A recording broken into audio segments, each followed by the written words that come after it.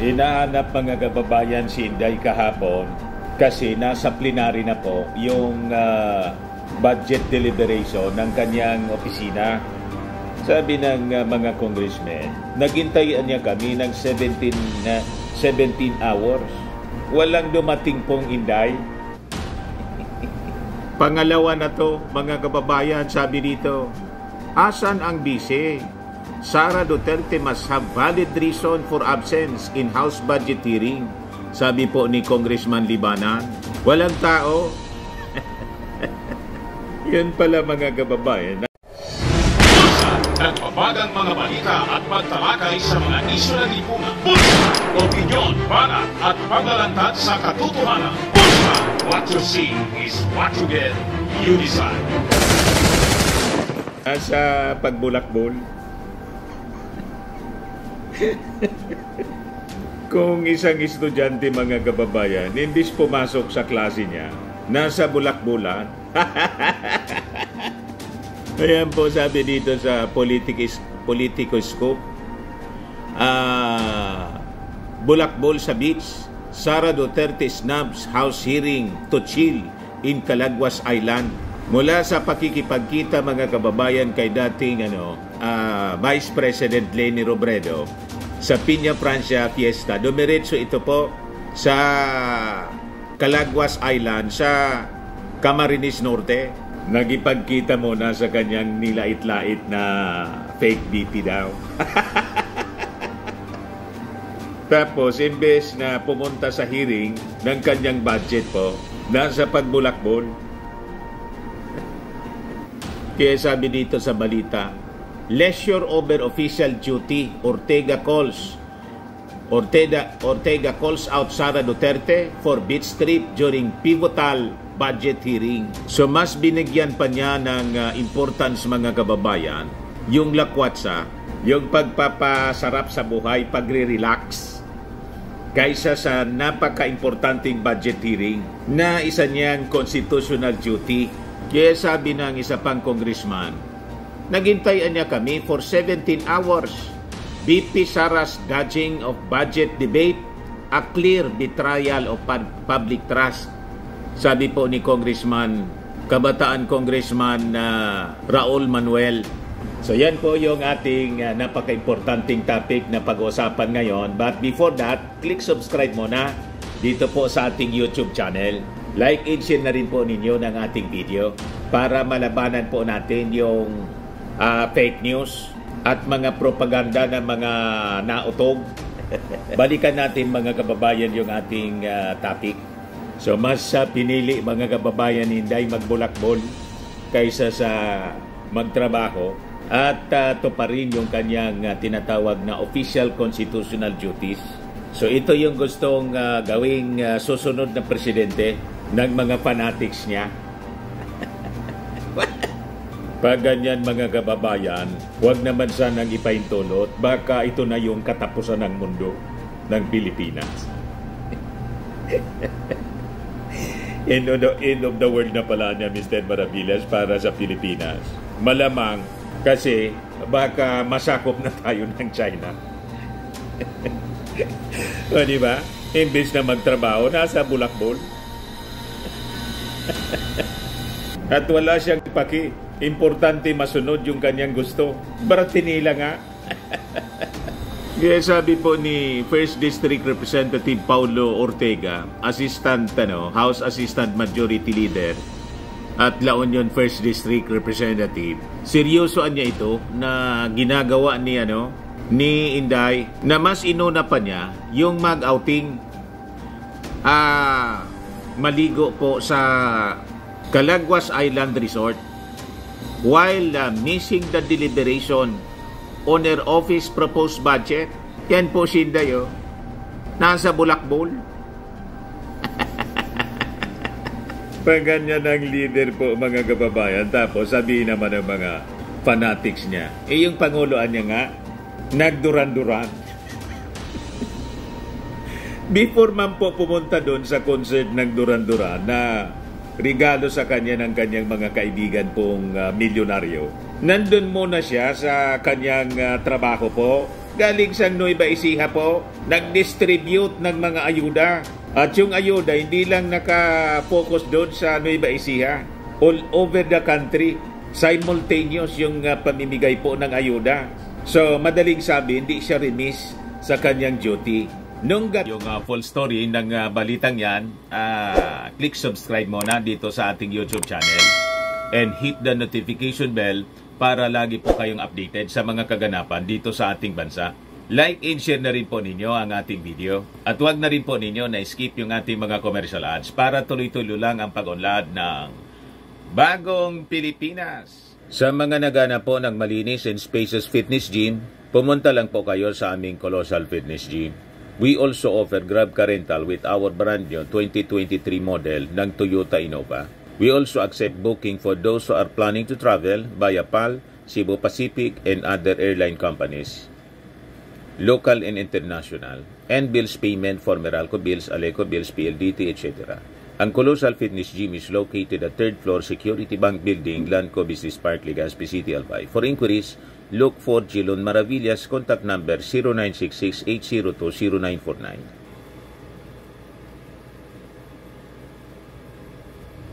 Yan po yung aming Innova. Lagi na pong matao sa amin.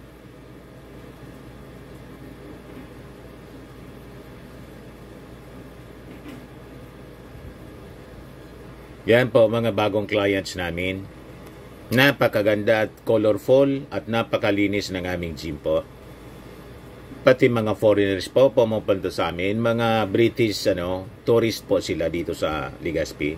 Na-set up na rin po yung aming mga brand new gym equipment.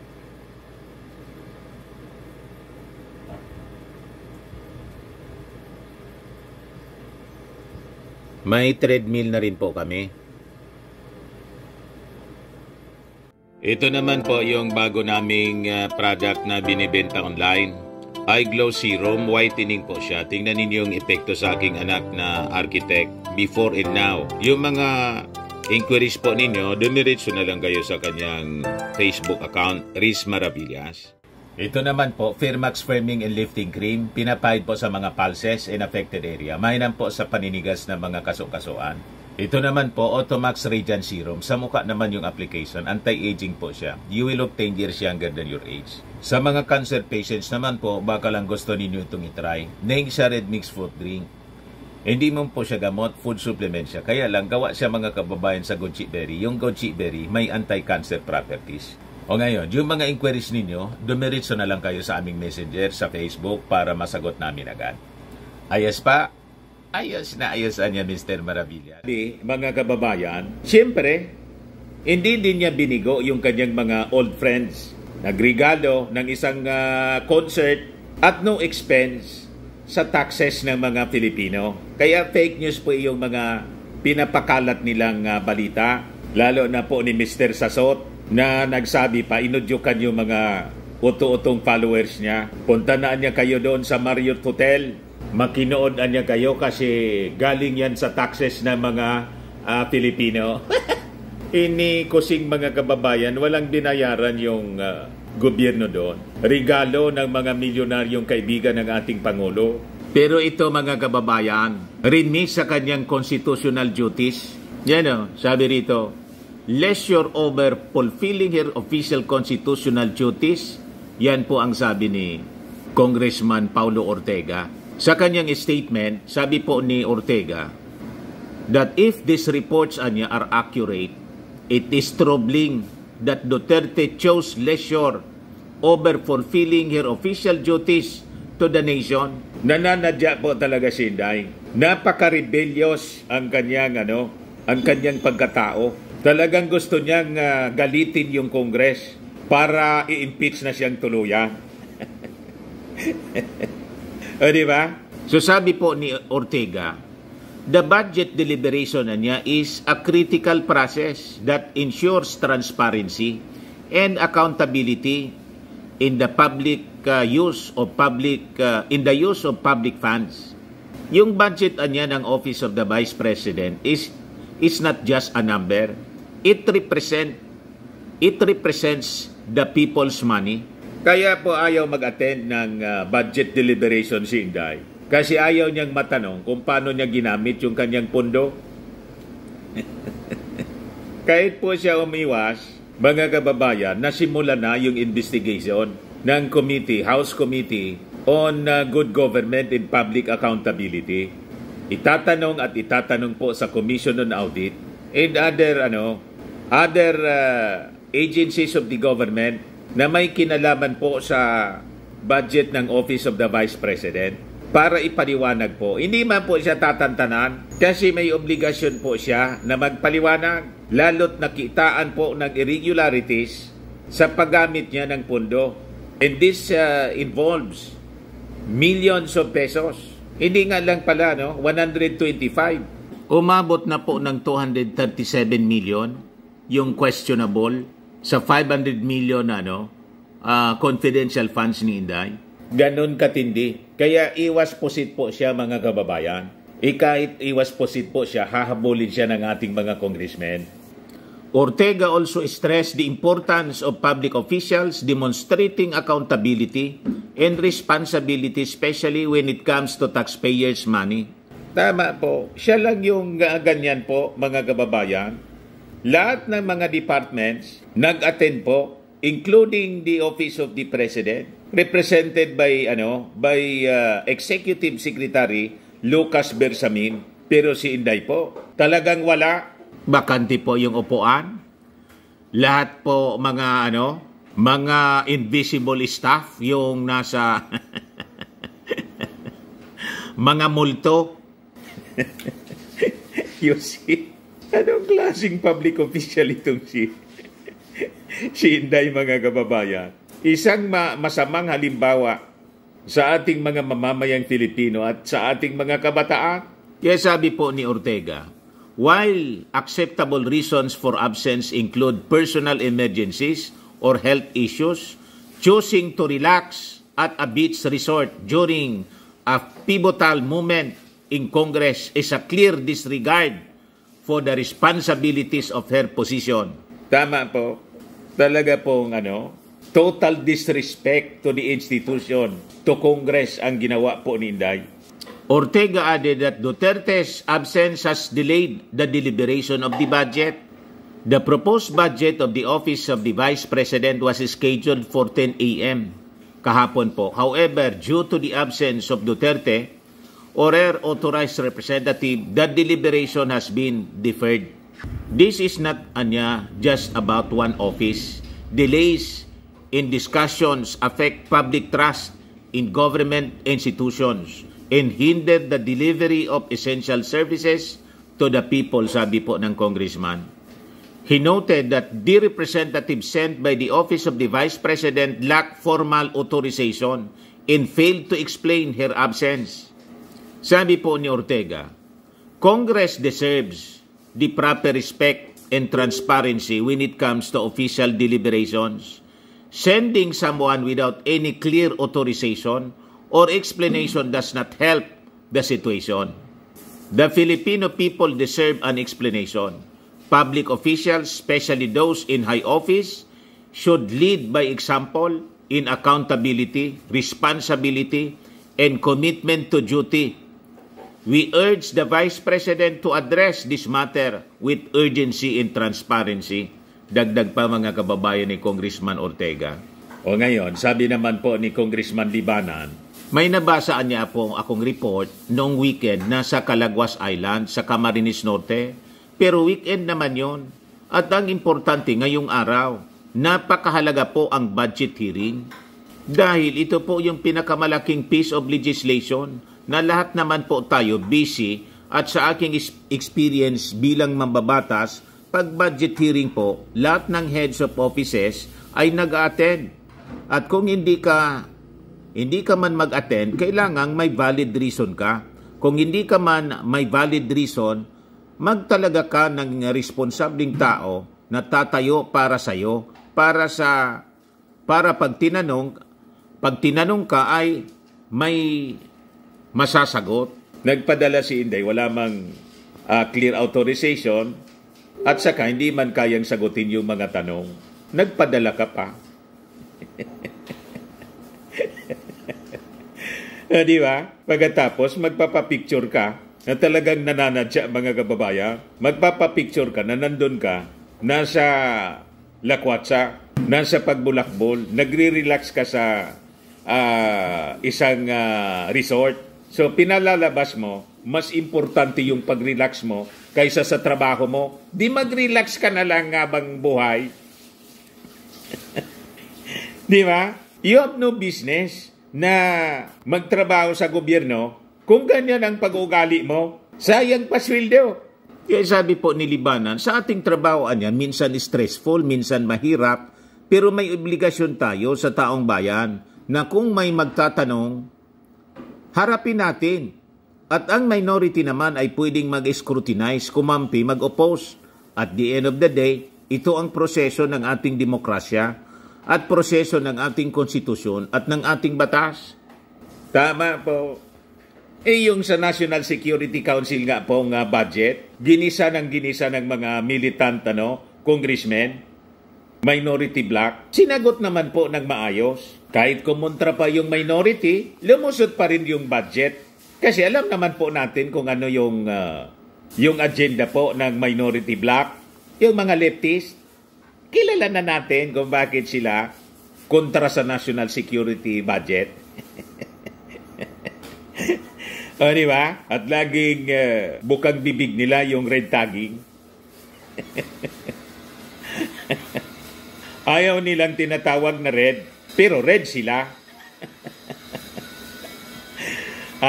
Ganun ang tao. Kung anong kulay, ayaw na tinatawag ng totoong kulay. Pero just the same po, sinagot ng matino ng ating mga security officials.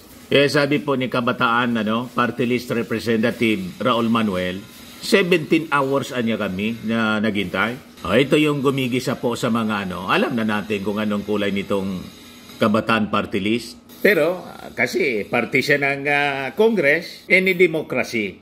Lahat pwedeng magsalita at pwedeng magtanong, pwedeng kumontra. Yun ang ayaw ni Inday. O di ba? Kaya delikado po. Kaya sabi po ni Raul Manuel, this is a clear betrayal of public trust as every elected official is accountable to the electorate and thus obliged to answer any question that concerns public interest. Kaya sabi po ni Deputy Majority Leader Pangasinan 6th District Representative Marlene Peremicias Agabas na of all agencies na nakalista sa plenary deliberation, itong Office of the Vice President yung di natuloy. We have disposed all of the items in the agenda today except for one. Itong anyang budget ng Office of the Vice President. We have just checked the holding room of the Office of the Vice President in the House of Representatives premises and there are no persons present. We have also checked with the Committee on Appropriation Secretariat and no letter had been received explaining their absence. Kaya sabi po ni Raul Manuel, kapag ayaw niyong ibigay, masama kayo. Yan ang patama niya kay Inday. Humihingi siya ng budget.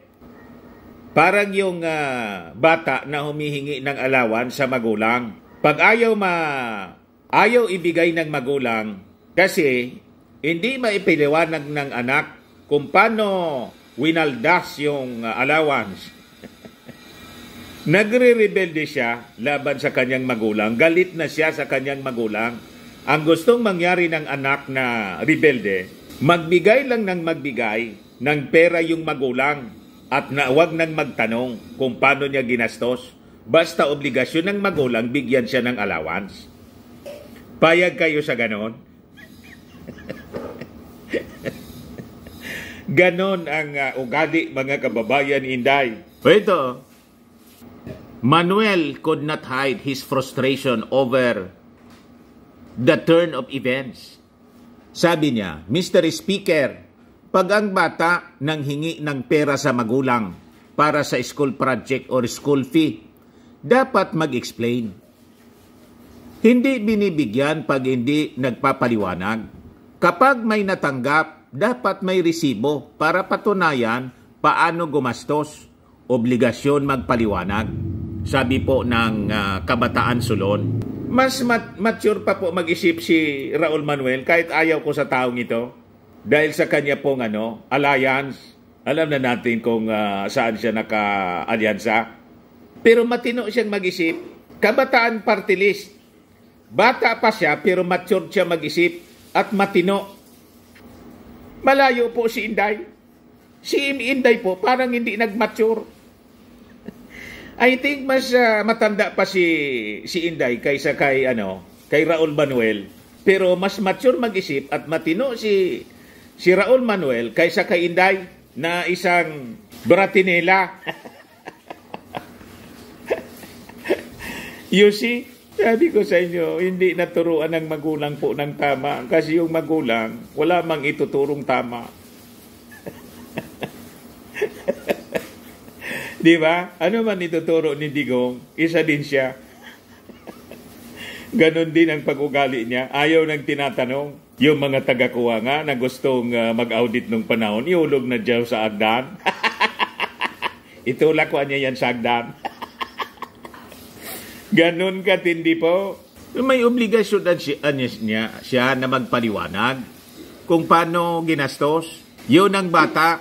Pero kapag sitting vice president niya, pag nag-propose ng budget mula sa kaba ng bayan, parang ang gustong iparamdam sa mga Pilipino ay, bala na kayo kung ibibigay nyo o hindi ang hinihingi ko.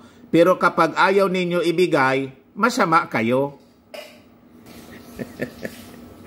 That is the exact description po ng pag-ugali ni Inday. Di ba? Nung tanggalan siya ng confidential funds. Ang sabi ni Inday, I leave it to the pleasure of the Congress.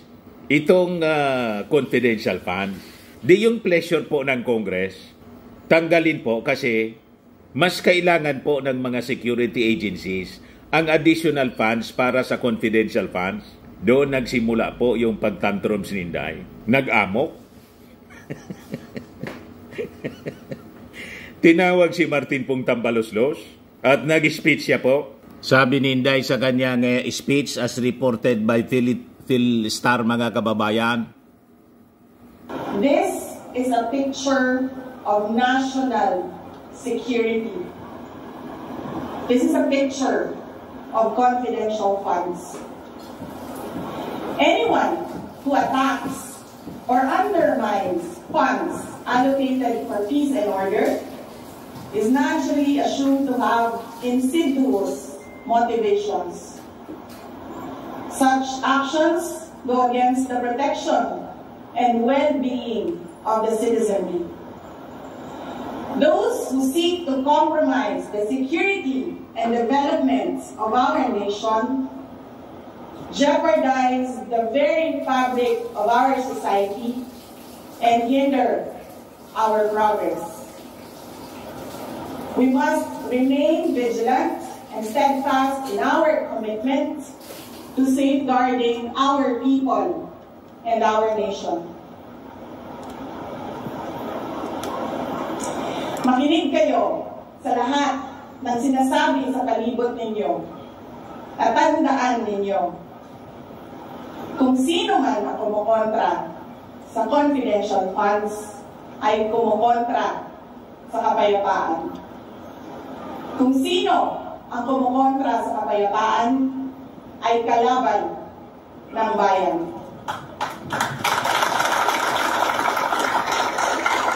Ang kontra daw sa confidential funds, kalaban ng bayan. Iyon ang waldas ng confidential funds. Anong tawag po ninyo? Kaya niya, Mr. Maravillas, ang lumulon ng confidential funds in 11 days, pusit.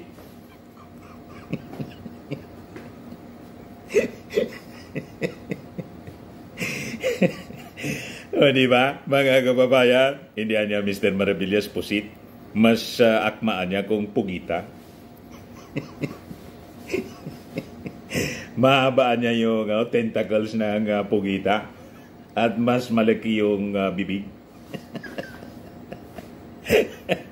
At mas maraming tinta yung binubuga ng pugita kaysa sa pusit.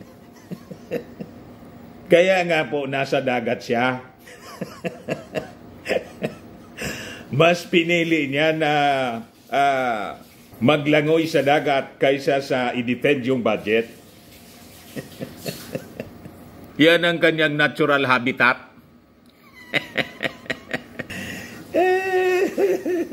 Yan sabi po ni Raul Manuel that the Vice President Anya has been consistent with her tact throughout this year's budget process. He said she was evasive during the Committee on Appropriations hearing she attended last August 27 and no-showed the panel's follow-up hearing last September 10. Noong September 18 naman niya, during the inquiry ng Committee on Good Government and Public Accountability on the OBP's fund usage, itong si Inday attended but refused to take her oath and left early. Ayaw pong manumpa na magsabi ng totoo at pawang katotohanan lamang. Ang ibig sabihin po, wala man siya pong plano na magsabi ng totoo. Yan ang ibig sabihin. Pag ayaw mong manumpa na magsasabi ng totoo, din nandun ka sa kasinungalingan kasi. Manuel also chided Vice President Duterte for repeatedly brushing off the criticisms hurled at her and her office regarding budget usage as political attacks. Tinatanong lang po, political attacks na, paninira daw sa kanya. Gumawa kasi ng kasiraan. Kaya ayaw mong tinatanong ka. Kaya sabi nga natin, ang lahat na kinasadlakan po ni Inday at yung mga kaalyado niya, sila man lang po ang may gawa. Tama itong sabi ni Melchor Vergara po, na isang Marcos supporter. Sabi niya sa kanyang post, DDS, sabi daw ng DDS, hindi mo kailangang siraan si Sara. Ang sabi daw naman niya, oo naman, matagal na siyang sira. Sinishare ko lang yung proof. Tama. Sa totoo lang po, kahit nga po ako, ina-accuse akong sinisiraan ko daw yung mga Duterte. Hindi mo man kailangang siraan yung mga Duterte. Sila yung may gawa ng kanilang kasiraan. Pati si Harry Roque. Sino ba pumasok doon sa mga problema involving Pogo operations? Ako ba yung nagsabi sa kanya, pumasok ka sa Pogo? Wala mang nagsabi sa kanya. Siya yung pumasok sa illegal Pogo operations. Ngayon, iniimbestigahan siya, wanted siya. Pati yung kanyang asawa po, iwa-wanted na rin. Bakit isisisi niya sa Congress? Siya yung gumawa ng masama. So, kailangan niyang panagutan. Parang si Pacquiao. Sino ba yung nag-udyok sa kanya na i-rape yung mga members niya? Mag-engage siya sa human trafficking, money laundering. May nag-udyok ba sa kanya? Lahat ito kagagawa niya. Yung si Digong, bakit siya iniimbestiga ng ICC? Nag-ijiki siya po. Damay pati si Bato. O ngayon, si Bato din, iwas pusoy. So lahat itong kinasadlakan nila, sila man lang po ang may gawa. Tapos sasabihin nila, sinisiraan sila. Kayo ang gumawa ng kasiraan, nagkikwento lang po kami. Tama? Ang paninira po galing sa inyo. Sinisiraan ninyo yung ating Pangulong Bongbong Marcos. Tinawag ninyong bangag, adik, pulboronic. Ayon, yung pulboron video ninyo na patunayan fake. Yun ang klaradong paninira po. Pero kami, wala kaming ugali na manira ng tao. Kami po, nagkikwento. Ako, halimbawa, journalist kasi po ako. Ang journalist, nagkikwento talaga. Hanap buhay namin yung magkwento ng totoo. Kaya po, kung yung mga kwento namin, kontra sa kwento ninyo, ang ibig lang sabihin yan, yung kwento kasi ninyo, kasinungalingan, nababasag ng aming kwentong totoo. Tama pa? Ngayon, sabi dito, Agabas clarified that shortly before 10 a.m., kahapon po, the head of the legal office ng Office of the Vice President along with 2 other individuals arrived at the session hall. However, they did not possess any written communication as required by our rules authorizing them to represent the OBP. Kita ninyo, nagpadala po ng tao pero hindi man otorisado, talagang nananadya po. Para ang sisihin po yung Congress, hindi nila pwedeng paikutin ang Kongreso kasi yung Kongreso po, mga magagaling ang nandyan, mga matatalino. The trio left and did not come back. The Pangasinan Solon then made a motion to instead tackle the OBP budget as part of the plenary debate on Thursday at 10 a.m. So, ngayong Thursday, sa Webes po, Senior Deputy Speaker Pampanga 3rd District Representative Aurelio Dong Gonzales, the presiding officer at the time, carried the motion. After nobody objected to it, the session was suspended at 2:56 a.m. Imagine mga kababayan, inabot ng umaga yung sesyon ng Congress, 17 hours naghintay kay Inday. Si Inday po nagpapasarap. Nasa beach. Kaya dahil po sa pag-ugali ni Inday, pabulusot po yung trust rating niya. Ayan po yung latest satisfaction rating pala. Satisfaction rating of top government officials. O siya lang po yung pabulusok ko. Tangeri survey, sabi dyan, Ferdinand Marcos, 40. Ito po, trust rating pala. Ito yung trust rating. Ferdinand Marcos, trust rating, 58.8%. Pataas po siya. Si Inday, yung trust rating ni Inday, 56.8%. Ngayon, pumantay na haro si Martin Romualdez. Martin Romualdez, 56.4%. So, statistically, tied na po silang dalawa.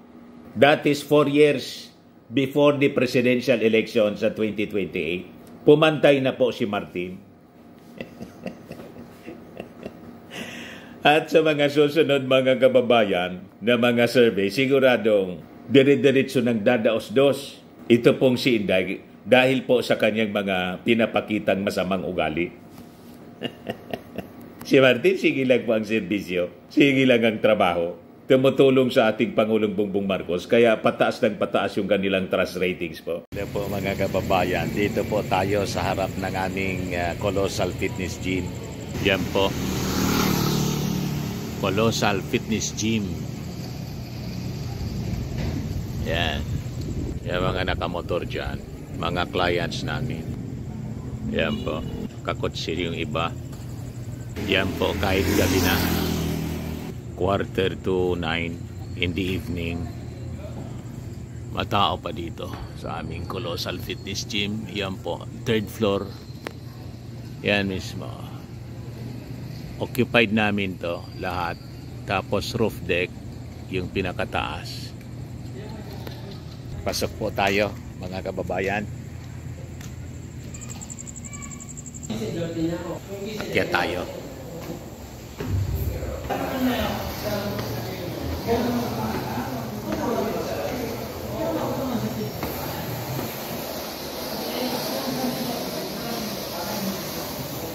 Yan po.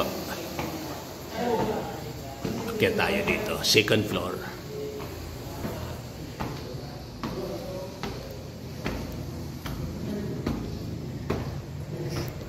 Yung iba nakabike pala. So ito yung 2nd floor. Ito yung Colossal Fitness Gym namin.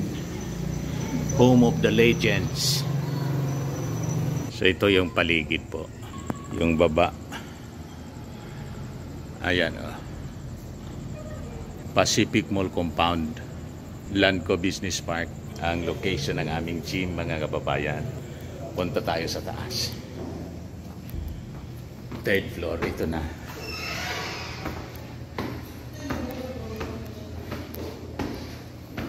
Na-set up na pala yung yung na-assemble na.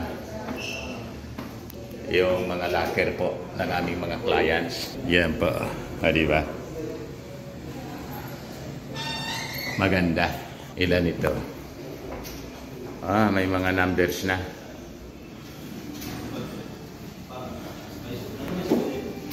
Isa, dalawa, apat. Tatlo, apat. So yan ang mga lockers ng aming mga clients. Foreign po siya. 150 lang per month. Ito yung first room. Fully air conditioned na lahat, mga kababayan. Ito yung second room. Yan.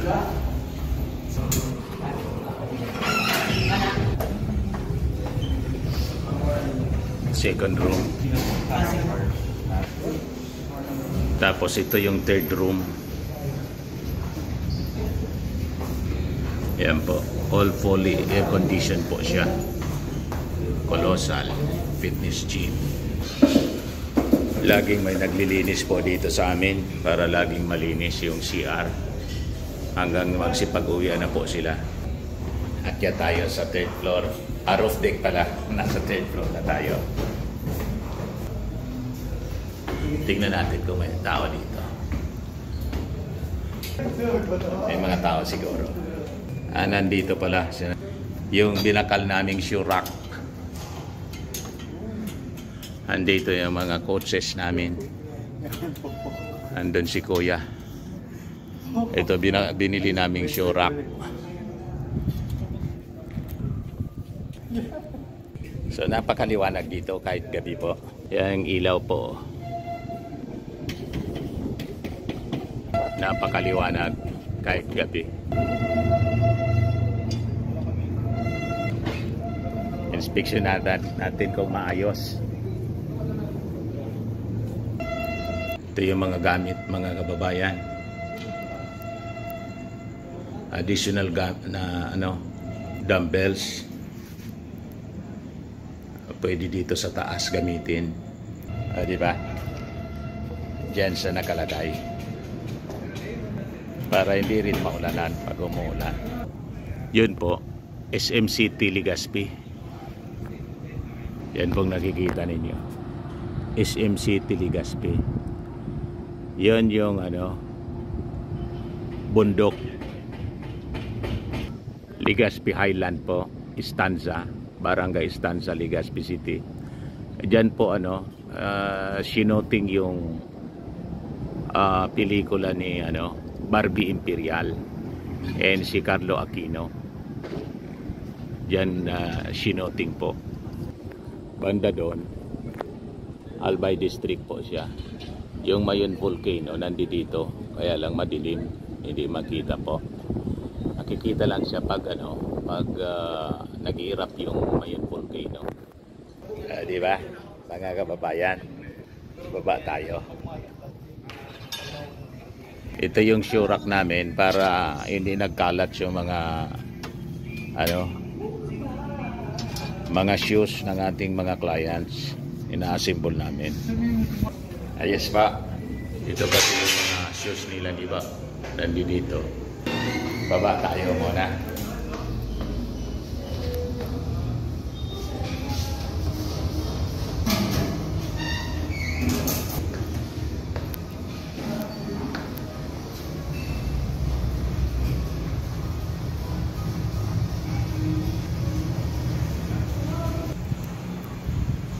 Ayos pa. Malaki po siya. Kahit yung aisles namin. Ito yung first room in office namin, mga kababayan. Punong-puno ng paninda. Ito mga paninda, mga health drinks. Dito ang lamig dito po. Malakas yung aircon namin dito. Yan po, exercise muna tayo. Diba? Kaya kahit kahit isang kamay lang. Diba? Namili kami ng supplies po. Cobra drinks para laging puno po yung aming refrigerator. Walang gutom dito. Kainan sila. Ito yung pinamili naming supplies kanina. Oh. Punong-puno yung aming sasakyan. Yung mga coaches namin dito na kumakain para tuloy-tuloy lang sila sa pag-asikaso ng aming mga clients po.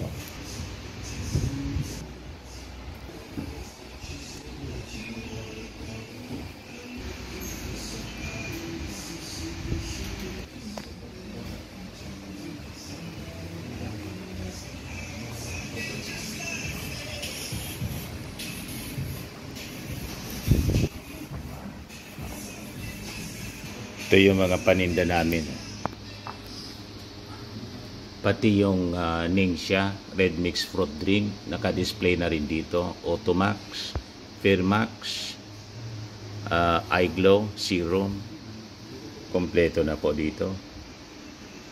May mga candies din kami po para sa mga bisita. May coffee. Ito lahat, ito mga power drinks. Yan po. Ayos. Diba? Ang ganda-ganda mga kababayan ng aming napakalinis ng aming Colossal Fitness Gym. That ends our short video. Ako po si Dante Maravillas. Bye-bye po. God bless.